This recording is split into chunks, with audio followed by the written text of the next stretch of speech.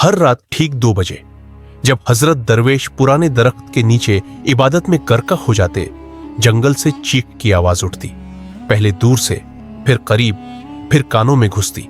सिसकिया, दर्द भरी आहें। एक रात हजरत दरवेश उठे, आवाज की तरफ बढ़े। दरख्तों के सायों में साया उभरा।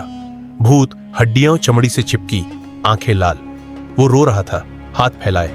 हजरत दरवेश ने पूछा, क्या मुसीबत है? भूत बोला, खाना, एक लुकमा। हजरत दरवेश ने झोली से रोटी निकाली, आगे की। भूत ने छीना, रोटी हाथ में जलकर राख बन गई।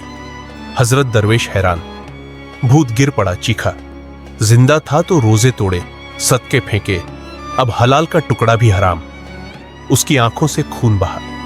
हजरत दरवेश ने फौरन सजदा किया, दुआ मांगी। आसमान पर बिजली कड़की, भूत धुएं में उड़ गया। चीख जंगल में गूंजती रह गई। दरख्त के नीचे नूर फैल गया। सबक, रूह भूखी हो तो चीखें उठेंगी। रोजा, सदका, जिक्र, यही उसका इलाज है।